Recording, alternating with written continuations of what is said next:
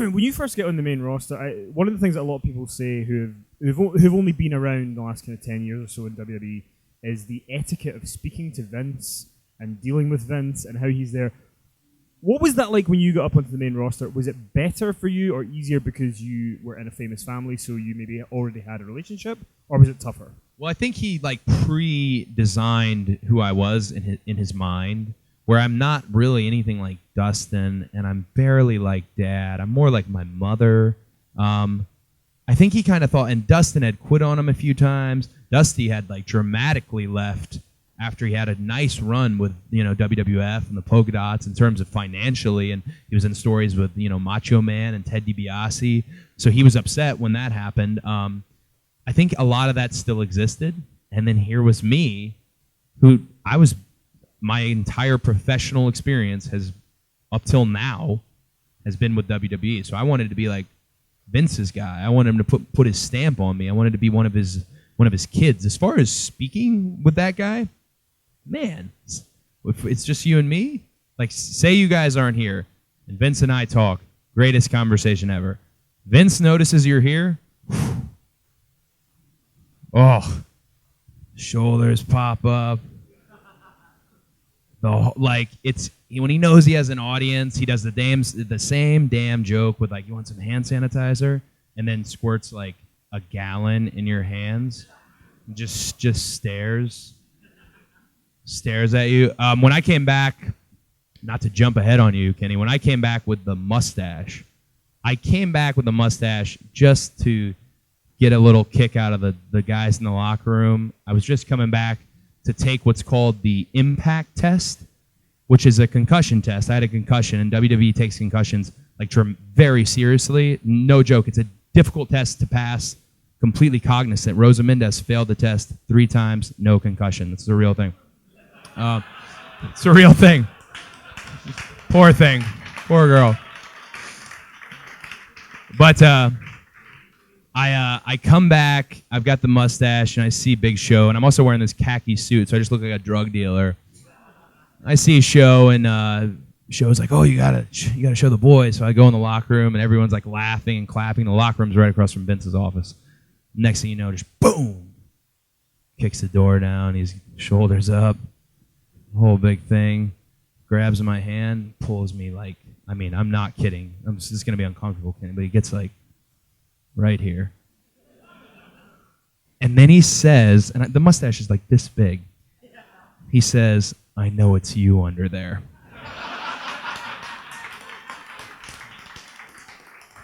And I thought, oh, cool, I got a kick out of the boss. Yay. And he goes, "Go talk to Joe Hickey." And I went, oh, shit. Because Joe Hickey makes the T-shirts. So I go over to Joe Hickey. "Hey, Joe." He goes, "Hey, I heard we're doing a mustache shirt."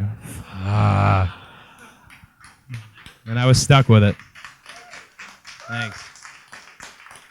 Yeah. Thanks. To the mustache. Yeah.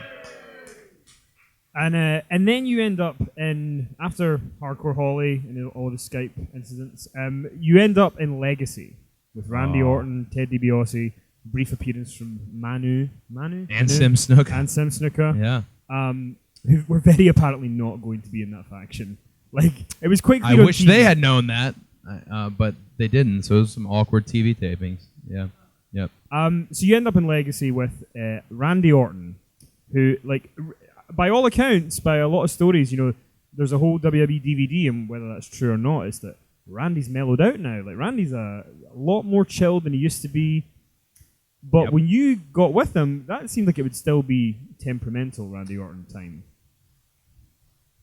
Okay. So Randy, has anyone in here ever met Randy? How was it? Oh, I'm sorry. So in my experience, Randy was a lot like Bob. But also Randy was aware, because my first coming into WWE had to do with a story with my dad and Randy. So he took care of me. However, Randy, my very first live event, this is a great way to sum up Randy Orton. My very first live event in WWE, I'm not on TV yet, and I'm wrestling Daivari, and it's my birthday. So it's a live event. It's my birthday. I'm probably going to debut on Monday. Oh my gosh, like I'm just giddy. I'm on cloud nine. And Navari grabs me by the wrist and he shoots me to the ropes and he just goes blah, blah, blah, blah, blah. And I'm thinking, oh, now I would just grab the rope and get the fuck out of the ring because I don't know what he said. I definitely wouldn't come screaming, running back at him. So this little like Harry Potter scar, I don't know if you can see it, but that's what happened. Blah, blah, blah, blah, blah meant huge elbow in your face. And I see there's blood, running down on my chest, and I'm thinking, oh, how cool. Now I'm a wrestler. And then I see it squirt. And I see a kid in the front row not amused. And I thought, and then my boots are completely covered. I was like, oh no. So we finished the match. I come to the back. WWE doesn't have an on-site doctor yet, so they have local doctors. The doctor who stitched me up was called the Hip Hop Doc. And he didn't have micro stitches. He didn't have staples. So he took these really big cable stitches, and he laced my. Oh, terrible!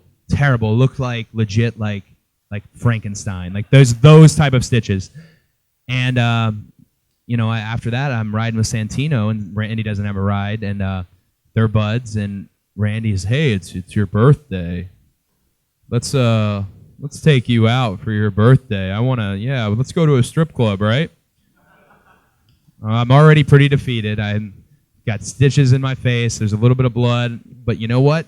It's freaking Randy Orton. I'm gonna do this. I'm such a fan of his. I'm gonna do this. Plus, I'm buds with Santino. So I'm driving in the back seat, and Randy hits me with maybe the worst advice ever. Says there's two things you should do for a cut. You should tan. So. Terrible advice because it will scar if you tan. And he's like the super tan, like, oh, okay, whatever. And he goes, and you should get some air on it. You should stick your head out the window and get a little air on that. We're going about 80 miles per hour. I stick my head out the window and literally pop, pop, pop, pop. Tuck my head back in the car, and now blood is just running down my face, running into my mouth. I'm thinking they're definitely not going to take me to the club anymore. Maybe I got out of that. Nope. We pull up, and Randy just parks. He tells Santino, just park in front in like the valet lane, like the rudest parking job ever. And the guy goes, hey, you can't park there. And Randy goes, no, it's okay, Chris. The guy goes, who's Chris? He goes, I mean, Joseph, the manager. He goes, Joe? Yeah. Told me it was cool. Oh, okay. So he's just lying to this guy. We go in, and I instantly realize, oh, this isn't about me. This night is about Randy, and he is not interested in my birthday.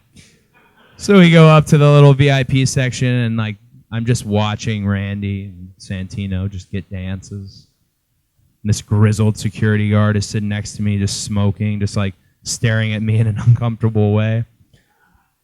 And the point where I really knew how Randy and my relationship was going to be going forward was he picks up one of the young ladies on his shoulders.